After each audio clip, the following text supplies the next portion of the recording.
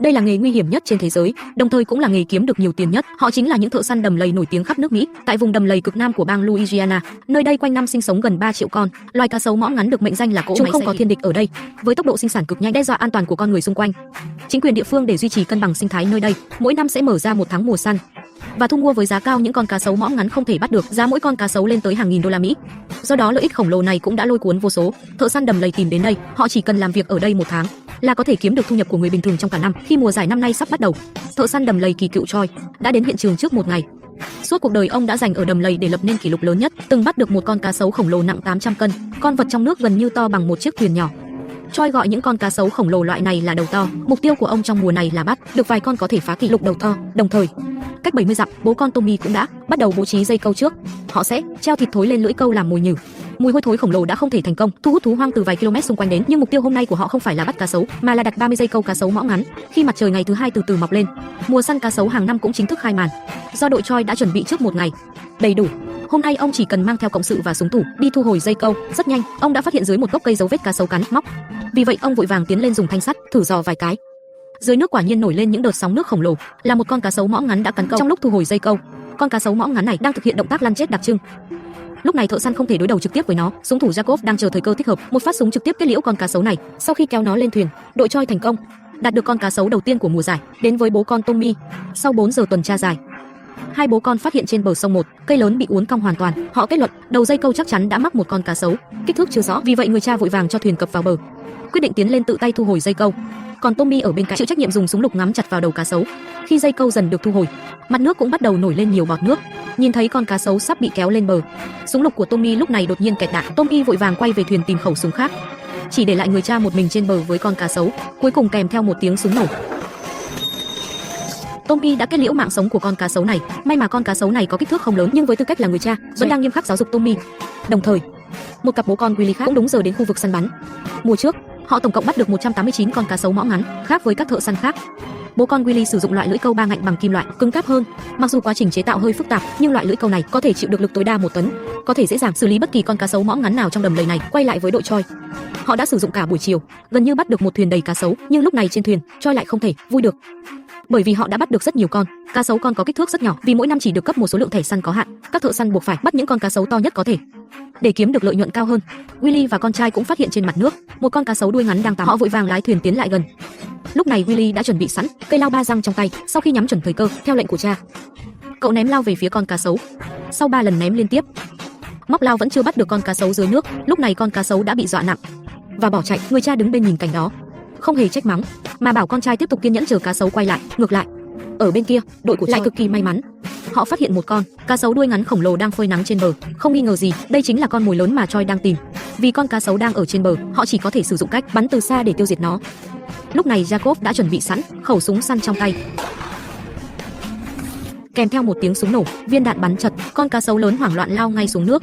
Nhưng Troy sẽ không dễ dàng buông tha con mồi lớn này. Họ vội vàng bắt đầu đặt bẫy câu ở ven bờ gần đó. Quay lại với đội của Willy, sau hơn 1 giờ kiên trì phục kích, họ cuối cùng cũng phát hiện lại dáng vẻ con cá sấu. Lúc này Willy đã nắm chặt cây lao trong tay. Các ngươi không ngoan đâu.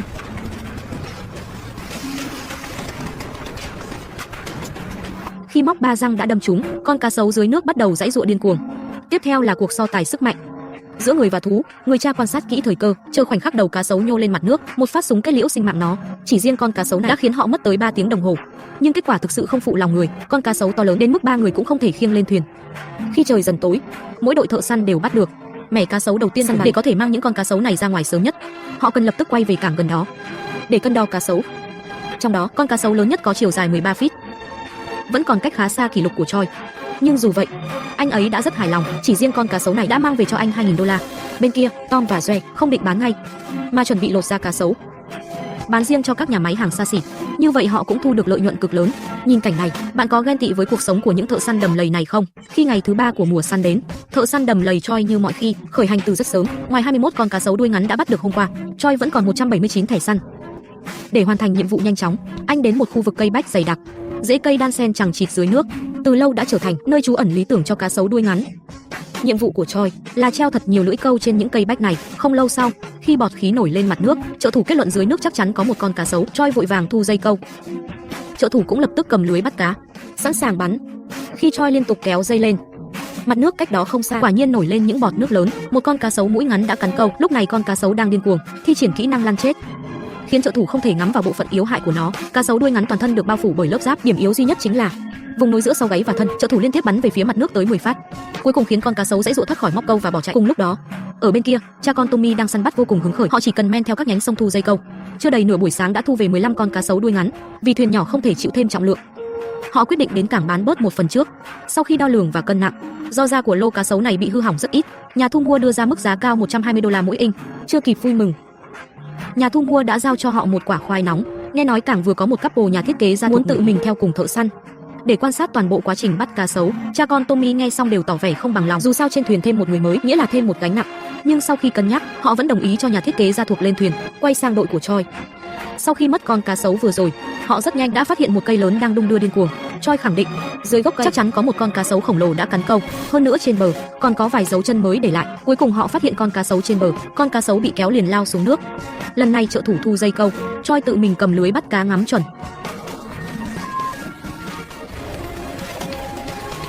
Sau một cuộc giằng co kịch liệt, cuối cùng con cá sấu dùng động tác lăn chết để đứt dây câu. Không ngoài dự đoán, đội của Choi lại một lần nữa thất bại. Nhưng so với họ, Brooks lại gặp khó khăn hơn nhiều. Anh không có trợ thủ, chỉ có mỗi con chó. Điều đó có nghĩa là từ khâu khống chế đến bắt giữ, tất cả phải do Brooks một mình thực hiện. Suốt hàng thế kỷ qua, việc bắt cá sấu mũi ngắn luôn là công việc cần hai người phối hợp. Một người chịu trách nhiệm kéo cá sấu, người kia chịu trách nhiệm bắn. Có lẽ vì muốn hưởng trọn khoản tiền, nên Brooks mới cố tình một mình làm việc của hai người. Rất nhanh anh phát hiện trong bụi cỏ ven sông dấu vết cá sấu cắn câu. Sau một hồi giằng co, dưới nước quả nhiên có phản ứng mạnh mẽ. Brooks lúc này phải vừa tay trái thu dây, tay phải cầm súng và tìm thời cơ tiêu diệt con cá sấu đuôi ngắn. May mà con cá sấu này không quá to, anh chỉ dùng một tay đã nhẹ nhàng kéo nó lên khỏi mặt nước, nhắm chuẩn thời cơ. Kèm theo hai tiếng súng nổ, con cá sấu mũi ngắn đã bị tiêu diệt thành công. Lúc này cái tời trên thuyền phát huy tác dụng quan trọng. Chỉ cần dựa vào hệ thống dòng dọc là có thể dễ dàng kéo con cá sấu lên thuyền. Con chó trên thuyền nhìn con cá sấu to gấp mấy lần mình trước mặt, không hề tỏ ra sợ hãi. Đây là con cá sấu đầu tiên của Brooks trong mùa này. Để ăn mừng, anh và con chó mỗi đứa ăn một miếng bánh kem tươi để tự thưởng. Lúc này quay sang bên cha con Tommy, họ dẫn theo nhà thiết kế gia thuộc mới, bắt đầu khởi hành. Nhà thiết kế dù thường xuyên tiếp xúc với da cá sấu, nhưng anh chưa từng tận mắt nhìn thấy cá sấu hoang dã sống. Họ phát hiện ở khu vực nhiều cỏ nước, một con cá sấu đang giằng co với dây câu. Chỉ thấy Tommy khéo léo kéo dây lên, kèm theo tiếng súng của người cha, con cá sấu kích thước không lớn đã được kéo lên thuyền thành công. Nhà thiết kế lúc này vô cùng phấn khích, anh vuốt ve miếng da thật trước mắt và cho biết kích cỡ này rất phù hợp để làm túi xách và giày da, phần bụng thì có thể làm ví da. Loại ví này ít nhất cũng bán được $800, dây lưng giá $300, thậm chí móng chân còn có thể làm thành dụng cụ gãi ngứa. Nếu làm thành áo khoác, có thể bán với giá trời $4 vạn. Vậy sau khi xem đến đây, bạn có muốn thử trải nghiệm công việc này không? Cặp cha con trước mắt vừa bắt được một con cá sấu khổng lồ nặng 1.000 cân, đuôi ngắn, trị giá $3.000. Họ không phải là thợ săn trộm, mà là những thợ săn đầm lầy nổi tiếng của Mỹ. Tại vùng đầm lầy cực Nam bang Louisiana, nơi đây quanh năm có hơn 3 triệu con cá sấu mũi ngắn được ví như máy để bảo vệ hệ sinh thái. Chính phủ mỗi năm đều tổ chức săn cá sấu kéo dài 1 tháng.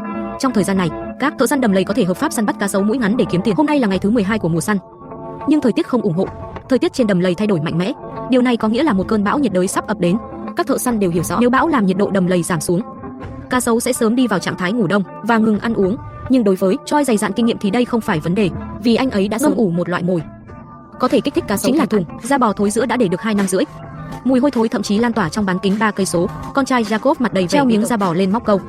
Ngược lại, mùi nhử của cha con Paul không quá hôi thối, trông giống như một thùng đùi gà tươi nguyên chất. Để tránh các loài cá khác dưới nước cắn mồi, các thợ săn thường treo mồi ở giữa không trung, đảm bảo cá sấu ngẩng đầu là có thể cắn được. Vấn đề là mưa lớn sẽ làm mực nước dâng cao, mồi nhử mà họ vất vả đặt ra rất có thể bị nước sông ngập mất. Cùng lúc đó, cha con Tommy vẫn còn ở nhà chưa chịu xuất phát. Người cha nhìn cơn mưa ngoài cửa sổ, đang cân nhắc hôm nay có nên nghỉ hay không. Còn Tommy lúc này đã nằm trên ghế sofa ngáy khò khò. Người cha vốn muốn để con trai tiếp tục ngủ, nhưng nghĩ đến mùa săn chỉ có 30 ngày, nghỉ một ngày là mất mấy vạn $. Ông lập tức gọi Tommy dậy, sau đó cả hai mặc áo mưa và khởi hành. Còn bên James, cha con đã chuyển sang chế độ hoàn toàn tích cực.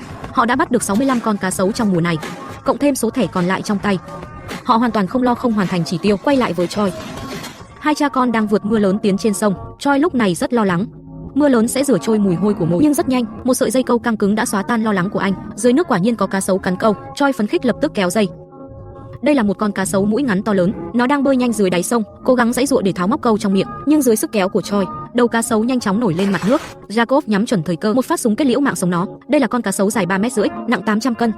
Bên cha con Paul cũng phát hiện dấu vết cá sấu cắn mồi, nhưng vì nó giãy giụa quá mạnh, Dây câu bị vướng vào khúc gỗ dưới nước. Lúc này người cha phải mạo hiểm đưa tay xuống nước để gỡ dây, chỉ nhìn động tác của ông cũng biết hành động này nguy hiểm đến mức nào. Nếu lúc này cá sấu bất ngờ nhảy ra khỏi mặt nước, kết quả chắc chắn sẽ rất thảm khốc. May mắn là dây câu đã được cắt thành công, con cá sấu cắn câu được kéo lên. Kèm theo một tiếng súng nổ, cha con hai người thành công thu hoạch con mồi đầu tiên trong ngày hôm nay. Nhưng rất nhanh, bầu trời trên đầm lầy bắt đầu chớp giật sấm sét. Điều này khiến người cha lo lắng, vì chiếc thuyền kim loại giữa lòng sông rộng, giống như một cột thu lôi di động. Vì vậy người cha quyết định kết thúc ngay hoạt động hôm nay. Nhưng trước khi rời đi, ông lại phát hiện một sợi dây câu đang căng cứng. Con vịt đã nấu chín không thể để bay mất. Thế là cha con quyết định bất chấp tia sét, kéo con cá sấu này lên thuyền. Trong lúc giằng co với con cá sấu, tia sét mấy lần suýt đánh trúng thuyền. Mặc dù con cá sấu đã được kéo thành công lên thuyền, nhưng cha con nghĩ lại vẫn còn sợ hãi. So với họ, Choi và con trai cách đó 30 cây số không nguy hiểm đến vậy, vì khu vực của họ không có sét. Hai cha con men theo những dây câu đã đặt dọc bờ sông thu về hơn chục con. Trọng tải của thuyền lúc này gần chạm mức 1 tấn, đã gần đến giới hạn. Choi vốn định lái thuyền về cảng ngay, nhưng rất nhanh, con trai Jacob lại phát hiện thêm một sợi dây câu có cá sấu. Thế là hai cha con quyết định bắt con cá sấu này, rồi mới về. Khi Choi kéo dây câu, anh lập tức biết đây là một con cá sấu cực lớn.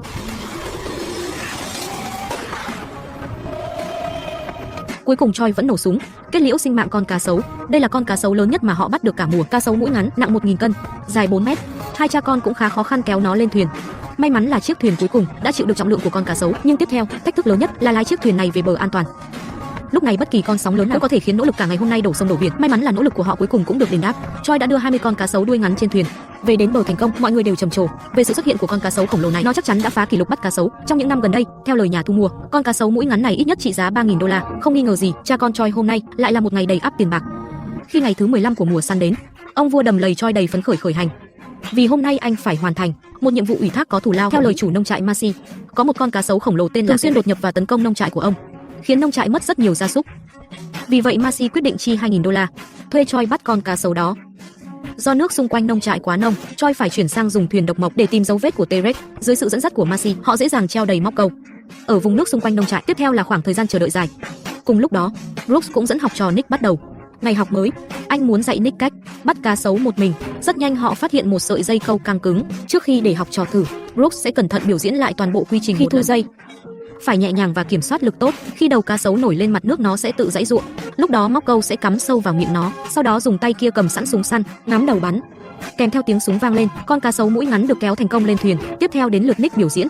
Hai người men theo sông lại phát hiện một sợi dây câu căng cứng. Mặc dù Nick rất chủ động tiến lên thu dây, nhưng Brooks cảm thấy lần này không phải con nhỏ, nên anh lập tức cầm lấy dây câu để Nick cầm súng bắn. Khi đầu cá sấu dần được kéo lên khỏi mặt nước, nó bắt đầu thi triển chế độ lăn chết điên cuồng, khiến Nick không thể ngắm chuẩn để bắn. Vất vả lắm mới bóp cò súng nhưng lại phát hiện súng bắn chật. Sau khi lên đạn lại một lần nữa, một phát súng kết liễu sinh mạng con cá sấu. Đây là con cá sấu nặng 400 cân, nếu bắt một mình, rất có thể phải dùng đến cái tời trên thuyền. Còn cách đó 50 cây số, Willy lại không may mắn. Người cha muốn tăng hiệu quả bắt cá sấu, quyết định để Willy tự làm thuyền trưởng và chia cho cậu một số thẻ săn cá sấu. Trợ thủ Marco sẽ ở bên hỗ trợ cậu bắt cá. Rất nhanh Willy phát hiện trên bờ một con cá sấu đang phơi nắng. Cậu liền cầm súng săn trong tay, chuẩn bị tiêu diệt nó. Kèm theo tiếng súng nổ, phát súng đầu tiên bắn chật, Willy tiến lại gần và liên tiếp bắn thêm 2 phát. Thật không thể tin nổi, khoảng cách gần như vậy mà 3 phát đều không trúng, khiến con cá sấu hoảng sợ lao nhanh xuống nước. Willy thấy vậy vội vàng kéo dây câu dưới nước, bắt đầu giằng co với con cá sấu đuôi ngắn. Cuối cùng trợ thủ Marco cầm súng bắn cận mặt tiêu diệt nó. Mặc dù con mồi đầu tiên trong ngày đã bắt được, nhưng Willy vẫn rất bực tức vì cậu đã cầm nhầm súng. Khẩu súng này có sai số về điểm ngắm và độ chính xác, gần như rất khó ngắm trúng mục tiêu. Tiếp tục như vậy thì không thể săn bắt hiệu quả. Vì vậy Willy quyết định lập tức quay về bến cảng, mua từ nhà thu mua một khẩu súng lục mạnh mẽ. Đây là khẩu côn cỡ nòng 45. Quay sang bên Choi, anh và nữ cộng sự Lick đã đi một vòng lớn trong đầm lầy và cuối cùng tìm được một sợi dây câu căng cứng dưới. Thử kéo một chút, phát hiện lực kéo từ dưới nước rất mạnh. Nhiều khả năng là con T-Rex đã cắn câu, vì họ đang ngồi trên chiếc thuyền độc mộc nhỏ, giống như ngồi trên que diêm vậy, bị con cá sấu kéo lắc lư qua lại. Cuối cùng Lick trong tình trạng lắc lư mạnh, vẫn bắn một phát kết liễu con cá sấu mũi ngắn. Con này nặng khoảng 700 cân, chắc chắn là con T-Rex mà Masi mô tả. Sau khi kéo nó lên thuyền, họ quyết định kết thúc việc săn bắt hôm nay, vì tải trọng của thuyền đã không đủ để họ bắt thêm một con cá sấu nữa. Quay lại với Willy, anh quay trở lại đầm lầy đã nóng lòng muốn thử sức mạnh của khẩu súng lục này. Rất nhanh anh lại phát hiện trên bờ một con cá sấu mũi ngắn đang cắn câu. Thấy thuyền của Willy đến gần, nó vội vàng quay ngoắt bỏ chạy xuống nước. Willy tiến lên, một tay kéo dây câu, một tay cầm súng lục, dễ dàng giải quyết con cá sấu dưới nước. Mặc dù súng lục rất dễ dùng, nhưng do nòng súng ngắn, khi ngắm dễ bị cá sấu tấn công. Đó cũng là lý do người Cajun chủ yếu dùng súng săn. Tuy nhiên với Willy, khẩu súng lục này dễ dùng hơn nhiều so với khẩu súng săn đã bắn chật. Chưa đầy nửa buổi chiều, hai người đã bắt đầy một thuyền cá sấu. Cùng lúc đó, sau nhiều lần huấn luyện, Nick cuối cùng cũng có thể tự mình hoàn thành toàn bộ quá trình bắt cá. Suốt quá trình Brooks không hề giúp đỡ. Từ thu dây, bắn đến kéo lên thuyền, toàn bộ đều do học trò Nick một mình thực hiện. Mặc dù trông còn hơi non nớt, nhưng với tư cách là sư phụ, Brooks đã rất hài lòng. Chỉ trong 3 ngày, đã dạy Nick cách bắt cá sấu. Tiếp theo còn một bước cuối cùng cần học, đó là cách xử lý cá sấu. Với Brooks, những con cá sấu gia đình anh bắt được không bán cho nhà thu mua, mà tự xử lý toàn bộ con cá sấu, sau đó đóng gói bán trực tiếp. Còn Troy, sau khi bắt được con T-Rex, không chọn bán nó, mà mang về nhà và chế biến thành một bữa tiệc cá sấu lớn, chỉ cần thêm ít hành tây và cà chua đỏ cùng với thịt cá sấu vừa cắt hạt lựu, có thể làm thành món cơm đá mà người dân địa phương yêu thích nhất. Cá sấu là sinh vật có lực cắn mạnh nhất trong tự nhiên, nhưng lực mở miệng của chúng lại yếu đến mức chỉ có 30 kg, ngay cả một ông lão cũng có thể dùng một tay ấn miệng chúng xuống. Vì vậy đây cũng trở thành cách nhiều thợ săn đầm lầy bắt sống cá sấu. Họ bắt sống cá sấu không phải để bán kiếm tiền, mà để bảo vệ an toàn cho cư dân xung quanh, gửi những con cá sấu có nguy cơ đe dọa con người đến nơi sâu. So với họ, những thợ săn bắn chết cá sấu ban ngày an toàn hơn nhiều. Họ không cần bắt sống, chỉ cần bắn chết trước khi kéo cá sấu lên thuyền, hoàn toàn không ảnh hưởng đến việc bán với giá cao $2.000 một con. Khi ngày thứ 5 của mùa săn cá sấu đến, cha con Tommy đã ra đầm lầy từ rất sớm. Tính đến nay, họ đã bắt thành công 55 con cá sấu mũi ngắn, nhờ có nước sốt gia truyền. Hôm nay cha con cũng đầy tự tin đi thu dây câu, nhưng rất nhanh, một tin nặng nề đã phá tan niềm vui của cha con hai người. Tất cả mồi nhử bên phải mà họ đặt đều biến mất. Không chỉ vậy, ngay cả một số móc câu cũng bị kéo biến dạng. Cha con nhận ra họ có thể đã gặp phải một con cá sấu mũi ngắn tên là ông già. Con cá sấu này có trí thông minh cực cao, biết cách ăn cắp mồi nhử từ móc câu và sở hữu sức mạnh kinh người, kéo móc câu bị biến dạng. Khi cha con đang không biết phải làm sao, trên mặt nước xa xa đột nhiên xuất hiện một bóng dáng khổng lồ, trông giống như một chiếc thuyền nhỏ. Tommy ước lượng con cá sấu đó ít nhất dài 4 mét, nặng 700 cân. Cùng lúc đó, cách đó 40 cây số, Brooks cũng dẫn trợ thủ Tyler đến đầm lầy. Tyler tuy là một con chó, nhưng khứu giác cực kỳ nhạy bén, ngồi trên thuyền đã có thể ngửi thấy mùi cá sấu mũi ngắn xung quanh. Theo tiếng sủa của Tyler, Brooks rất nhanh phát hiện một con cá sấu mũi ngắn đang phơi mình. Khi anh giằng co với nó, Tyler cũng ở bên cổ vũ, tiếp thêm sức mạnh cho Brooks. Mặc dù chẳng có tác dụng gì, nhưng sau khi săn thành công, Brooks vẫn cho chó cưng ăn miếng bánh kem yêu thích. Lúc này quay sang cha con Troy. Sau thất bại ở tập trước, Troy cho rằng con trai mình quá vô dụng, nên đến quán bar tìm một nữ thợ săn tính tình mạnh mẽ. Lick từ nhỏ đã cùng gia đình săn bắt trong đầm lầy, dù không có sức mạnh bằng đàn ông, nhưng kinh nghiệm săn bắt chắc chắn vượt trội hơn con trai. Sau một hồi trò chuyện, hai người hợp ý ngay và trở thành cộng sự. Chiều hôm đó họ cùng nhau xuất phát. Rất nhanh hai người phát hiện một cây lớn đang rung lắc mạnh, dưới nước có một con cá sấu mũi ngắn đang giãy giụa điên cuồng. Lick thấy vậy, đã bắt đầu lên đạn cho khẩu súng săn, kèm theo Troy liên tục thu dây câu. Con cá sấu dưới nước cũng giãy giụa điên cuồng. Lick cần ngắm vào điểm, chiếm 1/4 kích thước đầu cá sấu để cuối cùng sau 3 phát súng liên tiếp, cô đã kết liễu sinh mạng con cá sấu mũi ngắn. Đây là con mồi đầu tiên hai người hợp tác bắt được. Troy rất hài lòng với màn trình diễn của Lick, nhưng Lick tự cảm thấy kỹ năng bắn súng vẫn chưa đủ chuẩn. Dù sao cá sấu đang giãy giụa lăn qua lăn lại, căn bản không thể ngắm chính xác vào đầu nó. Quay sang cha con Tommy cách đó 70 cây số, họ vẫn đang truy lùng con đại gia hay ăn cắp mồi. Rất nhanh người cha phát hiện trên bờ dấu vết cá sấu cắn câu, que mồi nổi trên mặt nước, cho thấy lần này cắn câu là một con có sức mạnh rất lớn. Khi người cha kéo dây, càng cảm nhận được một sức mạnh kinh hoàng. Dưới nước còn liên tục nổi lên rất nhiều bọt khí. Lúc này Tommy đã chuẩn bị sẵn súng săn trong tay, nhưng họ chưa kịp chờ đầu cá sấu hoàn toàn nổi lên mặt nước, con cá sấu đã giãy giụa thoát khỏi móc câu và bỏ chạy. 2 lần thất bại liên tiếp khiến cha con hai người vô cùng bực tức. Vì vậy họ quyết định dọc theo bờ sông đặt hàng chục dây câu. Nỗ lực của cha con cuối cùng cũng được đền đáp. Họ phát hiện dưới một gốc cây một sợi dây câu căng. Người cha vội vàng dùng cần sắt thu dây, kèm theo đầu cá sấu dưới nước dần nổi lên mặt nước. Cha khẳng định đây chính là ông già mà họ đang tìm. Lúc này Tommy đứng trên thuyền, liên tiếp bắn nhiều phát về phía mặt nước, cuối cùng bắn cận mặt kết liễu con cá sấu. Hai người vui mừng khôn xiết. Mặc dù con cá sấu mũi ngắn này không lớn, nhưng đây là ông già mà cha Britt tìm kiếm suốt 4 năm. Nó đã ăn cắp vô số mồi nhử của cha, cuối cùng mùa này cũng bị bắt thành công. Cùng lúc đó, Troy và nữ thợ săn ngày càng ăn ý. Rất nhanh, họ lại phát hiện một con cá sấu mũi ngắn cắn câu. Lần này không có bất ngờ, sau khi Troy kéo đầu cá sấu lên khỏi mặt nước, Lick lập tức dùng súng kết liễu sinh mạng con cá sấu, không phí một viên đạn nào. Chỉ trong vài giờ, hai người đã bắt được một thuyền đầy cá sấu. Quay về bến cảng, Troy không thể chờ đợi, bán ngay lô cá sấu hôm nay cho nhà thu mua, mỗi con đều dài trên 3 mét. Mặc dù số lượng không nhiều như mong đợi, nhưng sự tham gia của Lick chắc chắn đã mang lại rất nhiều hy vọng cho Troy. Người đàn ông trước mắt thật đen đủi. Con cá sấu mũi ngắn vừa cắn câu, lại chết thảm dưới nước.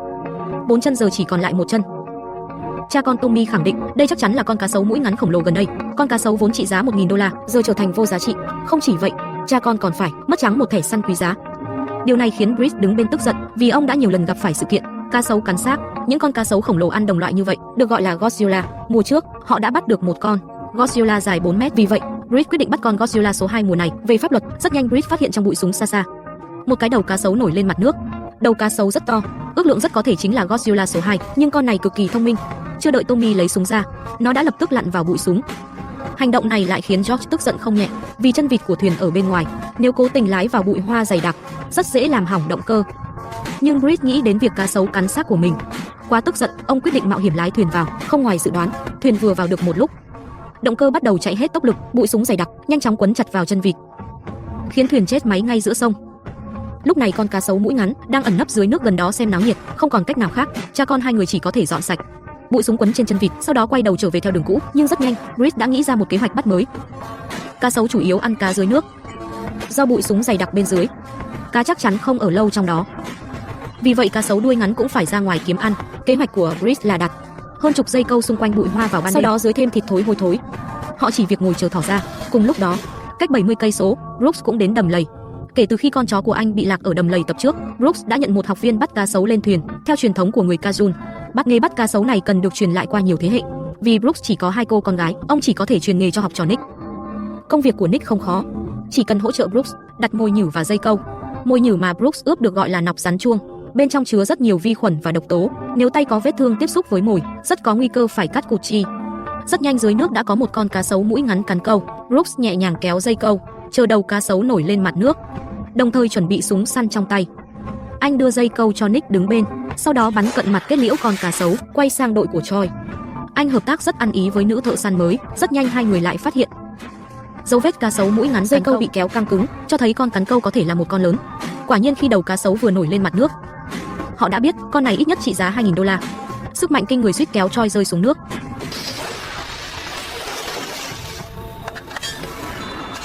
Kèm theo tiếng súng nổ, Lick đã bắn chính xác vào trán con cá sấu. Con cá sấu này dài 3 mét, nặng 700 cân, làm thuyền bị nghiêng sang một bên. Tính đến nay, họ đã bắt thành công 8 con cá sấu mũi ngắn, nhưng quá trình không phải lúc nào cũng suôn sẻ. Rất nhanh vì Lick đi dép lê, cô đã đạp phải con cá sấu và bị chặt cổ chân, khiến Lick ngay cả việc đi lại cũng trở nên khó khăn. Troy thấy nhân viên bị thương, không chọn bỏ mặc, mà quyết định kết thúc sớm công việc hôm nay. Cha con Tommy vẫn đang trên đường tìm Godzilla số 2 suốt cả ngày, họ gần như không bắt được con nào. Khi hoàng hôn sắp buông xuống, cha con cuối cùng cũng phát hiện dấu vết cá sấu cắn câu, nhưng dây câu lúc này không ở dưới nước mà bị kéo lên bờ. Điều này có nghĩa là họ phải mạo hiểm lên bờ để bắt cá sấu. Đối mặt với con cá sấu khổng lồ dài gần 4 mét trước mắt, Chris toát mồ hôi lạnh đầy mặt. Ông vừa định tiến lên, con cá sấu đã lao với tốc độ cực nhanh vào trong nước. Chris đứng trên thuyền thu dây câu. Lúc này Tommy cũng đã chuẩn bị sẵn súng săn.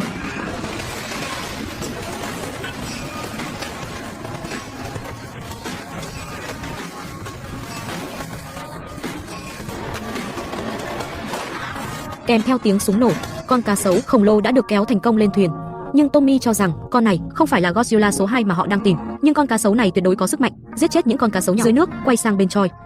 Vì Lick bị thương, hôm nay họ chỉ bắt được 4 con cá sấu mũi ngắn khổng lồ. Mặc dù Troy rất thất vọng, nhưng họ tin rằng Lick sẽ mang lại may mắn cho mình. Ngày mai thu hoạch chắc chắn sẽ tốt hơn. Khi bạn còn đang nhảy nhót ở quán bar, hai chàng trai 21 tuổi trước mắt đã ở trong đầm lầy, bắt đầu con đường khởi nghiệp từ 2 bàn tay trắng. Thuyền của họ là thuê, súng là mượn, thậm chí thẻ săn cá sấu trong tay cũng là do anh cả chia sẻ. Do bang Louisiana quanh năm bị cá sấu mũi ngắn hoành hành, chính phủ để bảo vệ hệ sinh thái, mỗi năm phát hành 30.000 thẻ săn cá sấu cho 2.000 thợ săn đầm lầy tranh mua. Trong cuộc cạnh tranh khốc liệt này, chỉ có những thợ săn có tiềm lực và có quan hệ mới mua được số lượng lớn thẻ săn.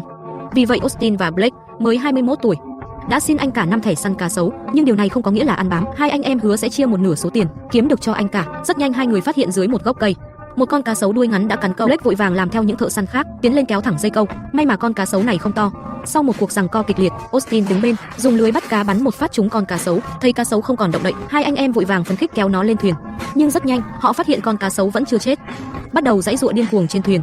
Điều này dọa cho hai anh em mới vào nghề hoảng loạn. Để ngăn nó cắn chó, hai người hợp sức dùng gậy gỗ và xẻng khống chế con cá sấu, sau đó bắn cận mặt kết liễu nó. Lần này chết hẳn rồi. Họ lại phát hiện phía trước một sợi dây câu căng cứng. Lần này cắn câu là một con cá sấu rất nhỏ.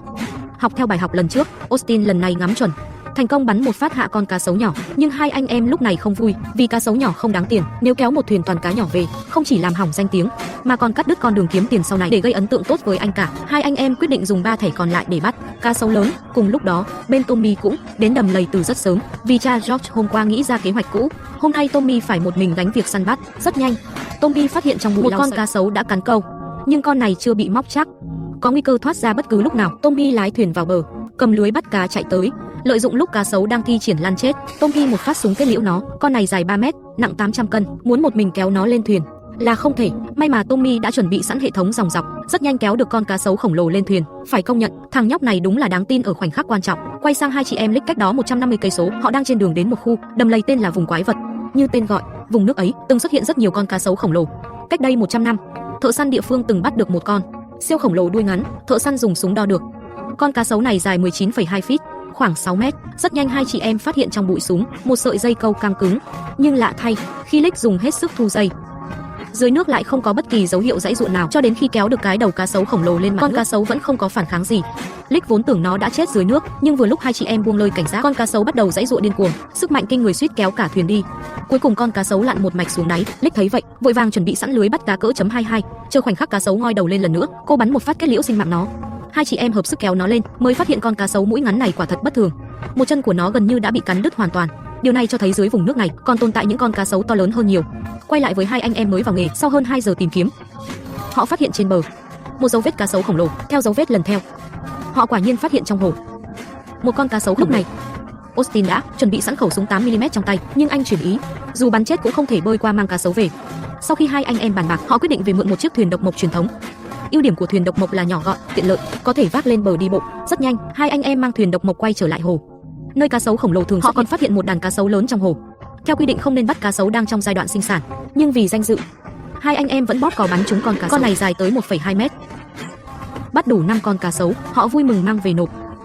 Anh cả nhìn mấy con cá sấu to lớn trước mắt, cũng đưa ánh mắt khen ngợi. Cuối cùng hai anh em nhận được phần thưởng xứng đáng của mình. Hơn nữa anh cả còn hứa sẽ tiếp tục chia thẻ săn cho họ. Cùng lúc đó, Tommy cũng phát hiện bên sông một sợi dây câu căng cứng. Con cá sấu đang nằm im dưới nước không nhúc nhích. Tommy không chắc con cá sấu to đến mức nào, anh vội vàng lên đạn cho lưới bắt cá, sau đó dùng sức kéo con này lên khỏi mặt nước. Khi đầu cá sấu vừa nổi lên, Tommy đã biết con này một mình anh có thể không xử lý nổi. Để tránh cuộc chiến không cần thiết, Tommy tay trái cầm sẵn súng săn, tay phải chậm rãi kéo dây câu. Khi đầu cá sấu lần nữa nổi lên mặt nước, anh bóp cò một phát kết liễu con cá sấu. Động tác này có thể nói là cực kỳ ngầu. Với những thành quả này, Tommy cũng vội vàng kết thúc việc săn bắt hôm nay. Mặc dù anh chỉ bắt được 10 con cá sấu, nhưng George vẫn rất vui mừng, còn chuẩn bị cho con trai món tôm chiên làm bữa tối. Vậy bạn có ghen tị với cuộc sống này không? Ba thợ săn trước mắt đang nhắm vào một con cá sấu khổng lồ đang phơi nắng trên bờ. Mũi ngắn, thấy nó nằm im không nhúc nhích, hai người vốn định dùng lưới bắt cá lén lút tiêu diệt nó, nhưng con cá sấu này rõ ràng không phải loại dễ bắt. Đối mặt với lưới lao tới, nó cũng không ngần ngại cắn ngay. May mà đang trên bờ, nếu không súng cũng bị cắn và thi triển lăn chết full damage. Đúng lúc Jacob đang suy nghĩ cách đối phó, con cá sấu ngoan ngoãn kéo theo dây câu lặn xuống nước. Thông thường cá sấu dưới nước dễ đối phó hơn, nhưng vì cha con ba người đang dùng chiếc thuyền độc mộc hẹp, nếu bị lực kéo mạnh, rất có nguy cơ lật thuyền.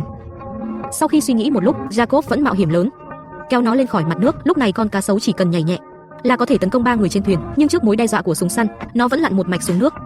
Trong lúc kéo dây câu, thuyền độc mộc lắc lư điên cuồng, có nguy cơ lật thuyền bất cứ lúc nào. May mà Jacob ở đợt này chờ đến khoảnh khắc đầu cá sấu nổi lên lần thứ hai, anh bóp cò một phát kết liễu sinh mạng con cá sấu. Đây là con cá sấu khổng lồ mà Choi đã truy đuổi suốt 1 tháng. Hôm nay là ngày thứ 6 của mùa săn hàng năm. Lúc này hai chị em Lick đã đến đầm lầy từ rất sớm. Tục ngữ nói chim dậy sớm có sâu ăn. Rất nhanh họ phát hiện dưới nước một cái đầu cá sấu đang bơi. Hai chị em vốn định chờ nó dừng lại mới bắn, kết quả phát hiện con cá sấu lại bơi thẳng về phía mồi nhử. Thông thường, cá sấu chỉ ăn vào ban đêm hoặc nơi không có người, nhưng con này rõ ràng đã đói đến mức không chịu nổi. Thấy món ngon trong tầm tay, nó chẳng thèm để ý thợ săn bên cạnh, ngẩng đầu cắn ngay mồi nhử vào miệng. Sau khi nhai kỹ, móc câu đã cắm sâu vào khoang miệng con cá sấu. Ngay sau đó nó kéo theo dây câu lặn xuống. Hai chị em Lick thấy vậy, vui mừng kéo dây câu. Con cá sấu bị móc câu rõ ràng rất hung hãn, nhảy vọt lên khỏi mặt nước rồi thi triển lăn chết. Có lẽ móc câu chưa cắm chắc, chưa kịp để Chris bắn, con cá sấu đã giãy giụa thoát khỏi móc câu và biến mất dưới nước. Món vịt nấu chín sắp ăn được lại bay mất. Hai chị em quyết định không bắt được nó thì thề không thôi. Cùng lúc đó quay sang cha con Paul, vì họ là hậu duệ của người da đỏ. Tối qua trưởng tộc đã giao cho họ một nhiệm vụ khó khăn. 25 năm trước, trưởng tộc ở khu đầm lầy này đã bị một con cá sấu tên Bigfoot giết hại. Cho đến nay con Bigfoot đó vẫn đang nhởn nhơ ngoài vòng pháp luật. Nhiệm vụ hôm nay của cha con là bắt Bigfoot về. Hai người đến khu vực Bigfoot từng xuất hiện. Không lâu sau họ phát hiện trên bờ một sợi dây câu căng. Nhìn kỹ lại thì thấy con cá sấu mũi ngắn đang ẩn nấp trong bụi lau sậy ven bờ. Vì tầm nhìn bị che khuất, nhóc Paul không thể ngắm súng. Vì vậy người cha quyết định mạo hiểm đi gỡ dây câu bị kẹt. Sau khi kéo thành công con cá sấu vào nước, nhóc Paul nhanh tay nhanh mắt, một phát súng kết liễu sinh mạng nó. Mặc dù con cá sấu này to lớn, nhưng so với lòng bàn tay, cha con xác định đây không phải là Bigfoot mà họ đang tìm, vì Bigfoot có bàn chân to hơn bàn chân người một vòng. Quay sang hai chị em Lick, họ bắt đầu đặt mồi nhử dọc theo sông gần đó. Để tăng tốc độ cá sấu cắn câu, Lick dùng da bò thối đã phơi nắng 3 ngày làm mồi, không chỉ hôi thối nồng nặc, mà khi vắt còn chảy ra chất lỏng đỏ như máu, khiến Chris đứng bên buồn nôn tại chỗ. Sau khi đặt hơn chục mồi nhử, họ quả nhiên phát hiện con cá sấu đã chạy thoát lúc trước lại nổi lên mặt nước. Dưới sức hút của mùi máu tanh nồng nặc, nó lại cắn mồi ngay trước mặt hai chị em. Lần này hai chị em Lick chỉ thấy cô chậm rãi kéo dây câu. Khi đầu cá sấu nổi lên mặt nước, Lick một phát súng kết liễu nó. Mặc dù con cá sấu mũi ngắn này không lớn, nhưng có thể bắt lại được nó đã khiến hai chị em vô cùng tự hào. Quay lại cha con Paul cách đó 100 cây số. Lúc này hai người vẫn đang tìm dấu vết Bigfoot. Vì nhiệm vụ này liên quan đến uy tín trong bộ lạc, Paul đứng trên thuyền không ngừng cầu nguyện mình có thể thuận lợi bắt được Bigfoot. Có lẽ lời cầu nguyện có hiệu quả, cha con hai người rất nhanh phát hiện dưới gốc cây dấu vết cá sấu cắn câu, nhưng vì dây câu bị kẹt vào gốc cây dưới nước, không còn cách nào khác, người cha đành cắt dây câu. Đúng lúc cha con đang thất vọng, họ phát hiện con cá sấu tự nổi lên mặt nước. Big Paul lập tức lấy lao trong nước, cố gắng kéo nó lên. Móc lao đã cắm trúng răng cá sấu. Trong khoảnh khắc nguy cấp, con trai dùng lưới bắt cá, một phát súng kết liễu nó. Sau khi kéo con cá sấu lên, qua việc đo bàn chân, họ phát hiện bàn chân con cá sấu này quả thật rất to, phù hợp với đặc điểm của Bigfoot. Nhưng để xác định nó có phải Bigfoot hay không, còn phải mang về bộ lạc cho nhân chứng xác nhận.